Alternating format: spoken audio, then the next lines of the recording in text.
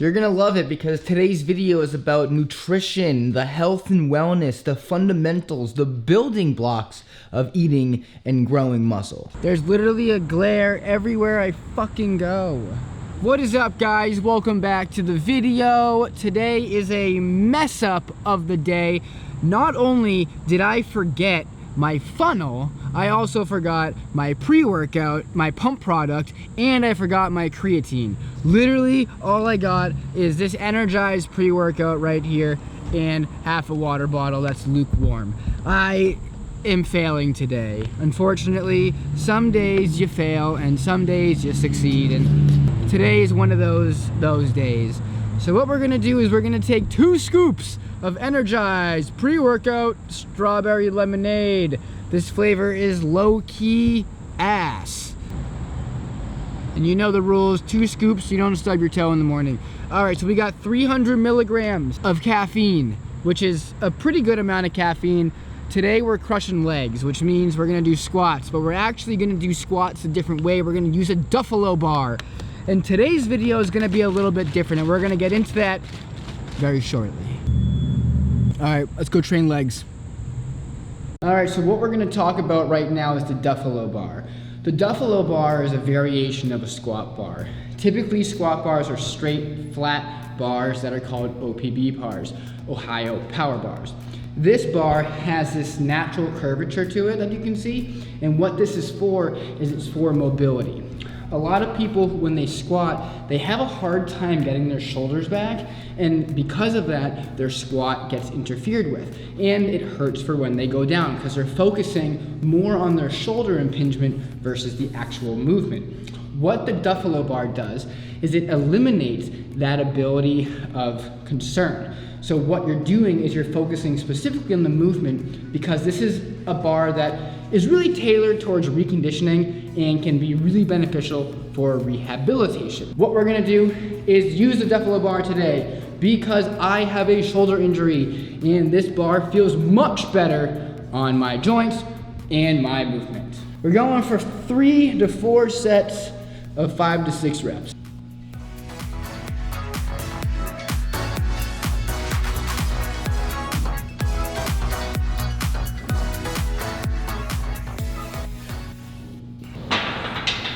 Oh my God, so yeah, you may notice I'm actually doing legs. I actually train legs once a week.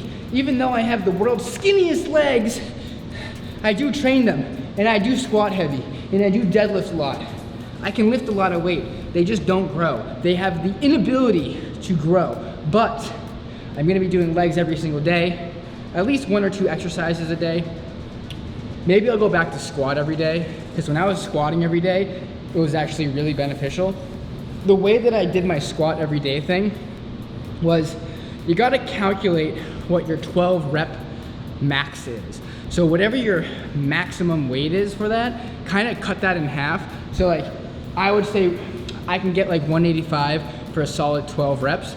I would put it up to 135 and I would do that for 3 sets of 10 before the actual workout of whatever muscle group I'm working.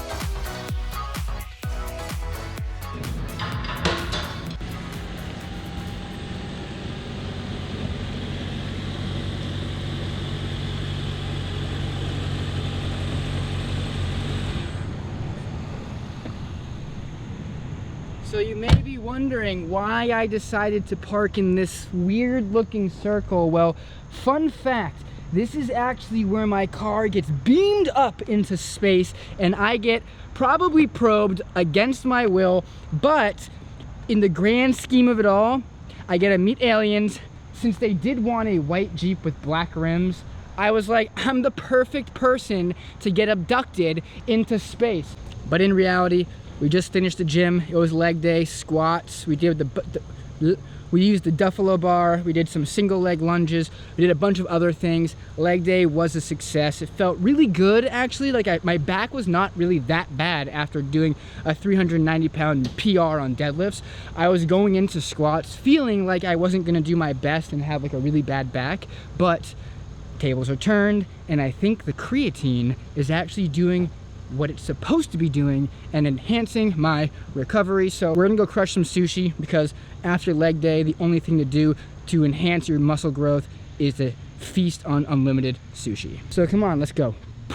There's a beautiful thing in the world called rice, and it's the cheapest of all carbs. It literally is. I don't have a bag, but you can get a 25-pound bag of rice for $25 to $30. It's like astronomically affordable. So people who say they can't bulk on a budget, you can bulk on a budget because it's so freaking easy. All you need is $25, and then you can get your proteins, and your proteins are something else. So I always follow the 2-2-2-2 rule, right? When I'm dieting and I'm bodybuilding, that's the rule I follow. 2 proteins, 2 fats, 2 carbs, and 2 vegetables.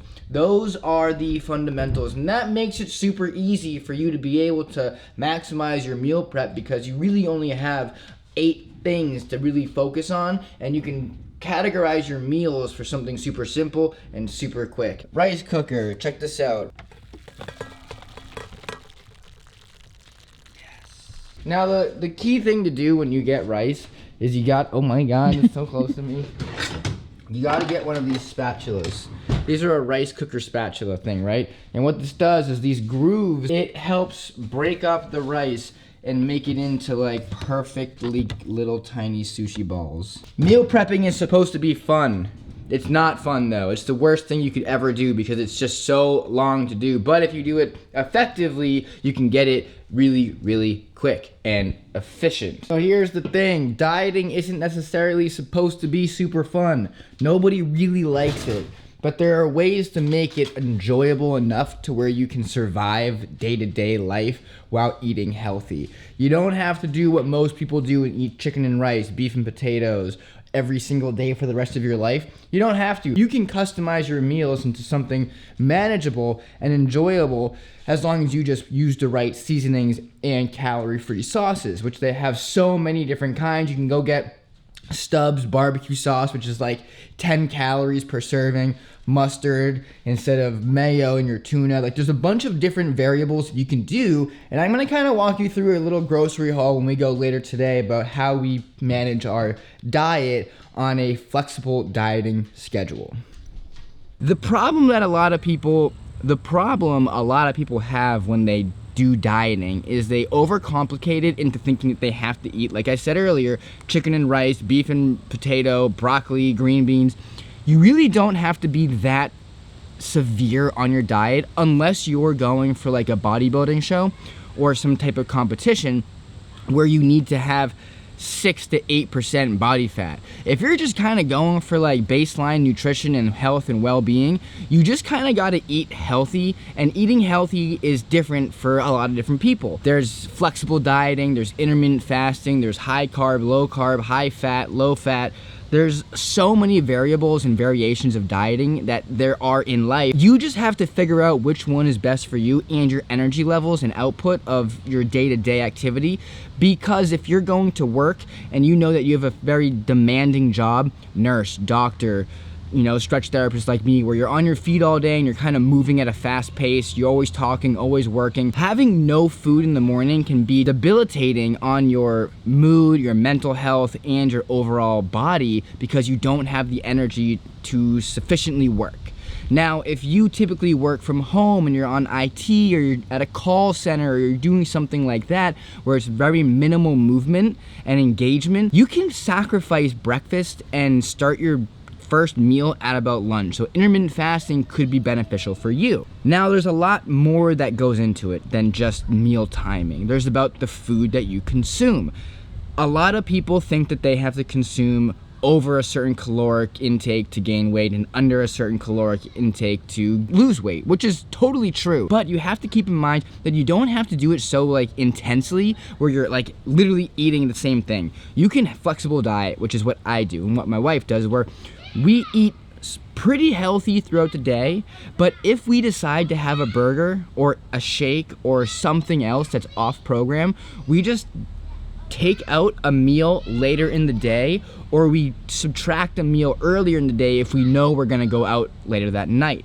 Meaning, if we wanna have a shake and fries from Five Guys, we're gonna take out our breakfast because we know that the shake and Five Guys is 1,800 calories. Our breakfast and maybe our snack equals 1,800 calories. So deleting the first couple meals allows us to eat the second meals, like the fun meals. Now, if you don't do that, that's when you start to gain weight, because not only are you eating that 1,800 calorically dense meal in the morning, you're now adding another 1,800 calories into your day. So now you're over your caloric intake, and that's the problem that people have when they're trying to lose weight and have fun and have those, like, you know, refeed meals, is that they refeed when they're not supposed to, or they refeed too much and it causes a negative impact on their body. So when you're thinking about how you're going to, you know, maximize your muscle growth, your fat loss, your all of those characteristics, you have to keep in mind that you just have to eat how you normally would eat, but take a couple things out to make it easier for you. Because so many people fail on their diets because they think it's so complex and so hard to stay on track. I'm not gonna lie, it is pretty difficult to stay on track because there are times you wanna go out. Hello? I'm filming over here. There are times when you wanna go out with friends, but you can't because I'm on a diet. Well, joke's on you. You still can. You just have to be better and be smart about how you're consuming your food. Flexible dieting, like I said, is one way to do it. Intermittent fasting is another way to do it, which is also great for certain people. For me specifically, it's not. I also love carbs. Carbs are my best friend. So when I have a day, I could eat rice all day long. I could eat potatoes all day long. Protein for me is hard to consume, which is why I do a lot of shakes during the day, because I would rather drink my protein than eat it at some point, because at some point you're just like, I'm done with chicken, I'm done with eggs. Okay, but enough of that right now. We're gonna make our pre-workout. We got our pre-workout, we got our nitric oxide booster in. Hydraulic, my bad. Unfortunately, I'm using flavored ass for my caffeine because I unfortunately don't have access to the other pre-workout. I don't know where it is. So I'm only gonna put a little bit of this in. Oh God, it's so disgusting. It literally tastes like wet watermelon butthole. I have to say, like, in general, like, watermelon pre-workouts have never been good. It doesn't matter who makes it. I've never had a solid watermelon pre-workout. It's impossible to make it not taste like complete dog shit. Our 5 to 7 grams of creatine. Dude, I'm sweating already. Jesus. So we're gonna go crush the workout. We're gonna come home. I'm gonna show you a couple things when we go to the grocery store about what we get and how we prepare our food. It's gonna be a little interesting. It's gonna look like it's gonna be very expensive, but I can assure you that it's really not that expensive. You can meal prep and shop for a budget and get everything you need for 2 people under $100. It's not that difficult. And I'm gonna show you exactly how to do it. But first, we're gonna drink our pre-workout. All right, bottoms up. This is gonna be absolutely horrendous. That was horrid. We'll see you guys in a little bit. All we're gonna be doing right now is we're gonna be doing Michael Myers. So we have the wife all the way down there, and she's gonna be running to where the gym is, which is around that corner right there. I'm gonna walk at a very minimal speed. Okay? I'm gonna walk at that speed, and she's gonna run all the way to over here, right? So it's not that far of a distance, and she's gonna run and try and get into this door. Tripod, quick.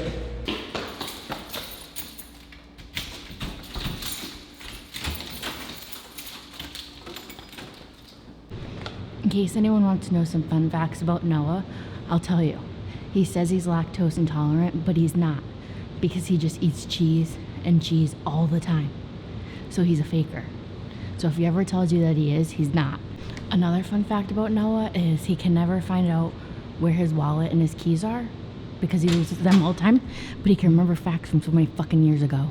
All right, we're at Whole Foods right now.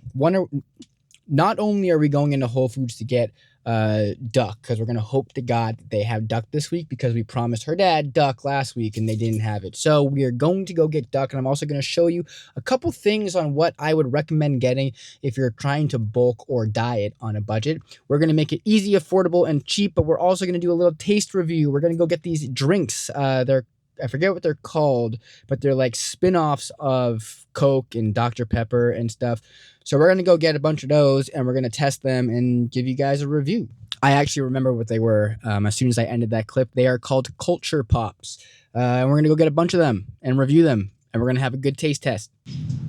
So we got to the Culture Pop section, and we're going to get each one and test them. And the problem that we're going to have is that these are all going to be pretty much wasted, because we're going to sip it, try it, review it, and then pretty much dump it out. But it's for the content, right? So Culture Pop, the first one we're going to get is grape. Grape is going to be that one. We're going to get this one, which is strawberry rhubarb. This one's going to be pretty good too. I don't know. I think this is going to be the best one. Third one, wild berries and lime. Orange mango and lime. Ginger, lemon, and turmeric. Sure, I feel like this one, lemon lime, might be good. Lemon lime probably is going to be like Sprite. We're going to give that one a try as well. So we got 5. And I think that's good for a review, and when we get outside, we're going to review them. So we'll see you in a second.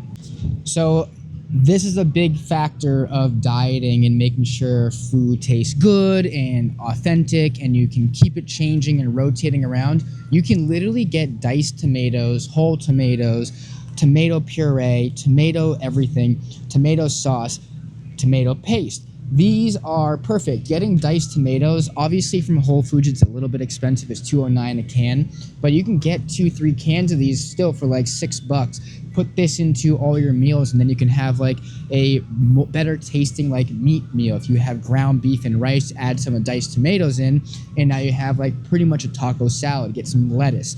It's super simple, super effective, and easy to do. The other option you can do is on this side. This is my favorite rice. I like sushi rice, so nishiki. It's a little bit expensive. It's about $10, but you get 5 pounds. So again, pretty affordable if you ask me about it. 5 pounds of rice for $11. You can obviously get cheaper rice. This is sushi rice, so it's small grain, it's sticky. But if you're looking for a other kind of rice, they have rice like this, which is also sushi rice. So you can go over here. Now, I wouldn't get this bag. This bag is $10, and it is 2.5 pounds. 2.5 pounds for $10. Terrible deal. Comes in a cool bag though. So like I said, if you really want to get a bang for your buck, go to like Stop and Shop, go to Shaw's, go to your local grocery store, H-E-B, whatever it is, and get the 25-pound bag of rice. Yes, it's going to be like $25-30, but it's the best bang for your buck, and that's the easiest and cheapest way to bulk or diet, because you can literally just categorize it into meals. I mean, if you're also not a big fan of rice and you want like a different style, these over here are great alternatives. You can get forbidden style rice, Mediterranean rice that has a flavor in it, Indian spice rice, organic brown and wild rice. Like, you can get a bunch of different flavors, and that can also add a little oomph to your meals, and it can help you just get the food down if you're trying to eat a ton of food. You can also take these and cut it in half, because one of these bags is about 70 grams of carbs, so it's easy that way.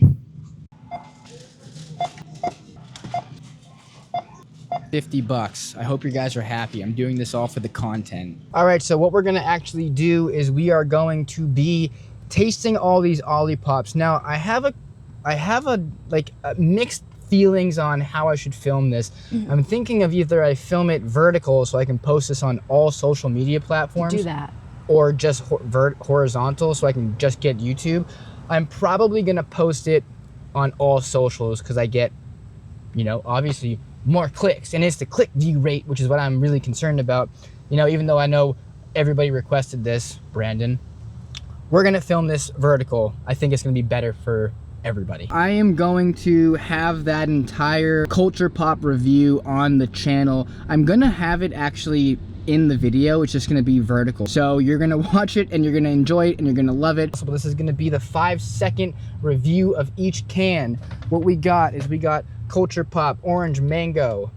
wild berries and lime, I'm excited for that one. ginger, lemon, and turmeric, I'm not excited for that one. All strawberry rhubarb, grape, lemon, lime, all of these. right, let's start with the one we're not gonna like first. 10 out of 10. 1 out of 10. 1 out of 10? It tastes just like ginger, so 1. That's kind of disgusting. Gonna lie. 2 out of 10. Lemon. Pretty gross. Like a flat lemon seltzer. Strawberry rhubarb. Ugh. That one's not bad. I give that a 6 out of 10. 4. Orange, mango, and lime. 10 out of 10. That one's actually amazing. 9.6 out of 10. 7. Wild berry and lime. I give that a 10. I give that one a 3. Grape. Last one. Absolutely fucking foul. Oh, see, that's a solid like 8.5, 9. All right, so overall, Culture Pop, the fizzy, zesty, tarty, spicy, and gusty version of sodas. Negative review. Brandon, this was a disgusting waste of money. I just wasted $25 on a ton of sodas that are foul. What's your favorite? If you had to pick one that was your favorite, what would it be? Mango. I'd pick the wild berries and lime as my 10 out of 10. The grape is my second choice. It's a solid 8.5 to 9 for me. All of these are gross. A for effort, though. We'll take suggestions on what you guys want to see next. Yep. Continue on with the vlog, and we're going to go into depth on why I believe dieting is not the best thing for 90% of all humanity, and how I can make it easy for everybody to diet properly and have it be fun. Now hear me out, I understand dieting is hard, dieting isn't fun, I know. But there are so many techniques that you can do to make it interesting and make it enjoyable. Just like I was saying earlier in the video, the seasonings, the spices, the sauces, there are so many variables that you can do that can create an environment that's worth being in. For example, you have chicken. You don't want to eat rubbery chicken because it's 2 days old. Put it in the oven and broil it. Check this out. We had duck and steak last night. The fat on duck the next day isn't really the greatest, so you gotta kind of crisp it up a little bit. If you don't got an air fryer and you don't want to do it that way, you can just do it this way. We got this crispy looking duck right here. Duck, duck, duck, duck, goose, steak. This is for the dog, waiting patiently for the steak, which is right here. So this is all fat, steak and fat, and that's for him, and this is for me. We got about 4 ounces of steak right here. We got, I say that is like maybe 6 ounces of steak altogether, and maybe like 2 to 3 ounces of duck. So as you can see, we have about 6 ounces of steak and 3 ounces of duck here, which is probably about 65 grams of protein. The dog is actually going to get a lot more protein than I am because, you know, dogs eat like kings in this household. And what we're going to do is we're going to pair it with some of these chips from Whole Foods. So these chips are bangers, 20 grams of carbs, 7 grams of fat, 1 gram of protein, 130 calories per serving. Easy, just like $2 for the bag. Pretty affordable, and it's tasty, and you can you don't have to use a full like serving of it. What you can do is you can actually just take a bunch, maybe like a handful, and crush it up and put it on your, you know, chips and put it on your steak. And what that will do is it gives it a little bit of a crunch, it gives it a little bit of flavor, and it allows you to have kind of like a steak taco salad if you put some lettuce in it and some sour cream. You don't gotta put a lot, just enough to make the flavor profile pop a little bit, and boom, there you go. You have a low calorie, high protein meal that costed maybe like 15 bucks because over the course of the week. So you obviously, it's not $15 for that one specific meal, but it's $15 for the steak or the ground beef, and you can mix that throughout the week. So for example, what I do is I usually get like 2 pounds of ground beef, and I cook that, and then I taper that into 6 ounces each with like a cup of rice. Put some barbecue sauce on it because it's like almost 0 calories. Put some mustard on it because that's 0 calories. Throw a little bit of soy sauce on it. Throw a little bit of chips, and boom, you got yourself a solid meal that's like 300, 400, 500 calories, $1.50 in total. But we also got a lot of chicken, right? And chicken is probably one of the best things that we can eat. So we actually got we got chicken boobs right there. We got 1, 2, and then we got this salmon like that. This salmon was $11.99, and 2 packs of chicken, which are each a pound and a half. That was 20 bucks. So for 30 bucks, we got pretty much a week of meals, because that pound of salmon will get cut in half, and then that 3 pounds of chicken, 4 pounds of chicken is gonna be, you know, there's 4 chicken breasts, that's 20 bucks. That's 1 chicken breast per meal. Cup of rice, 25 bucks for the bag, which means you do the math. I'm not good at that.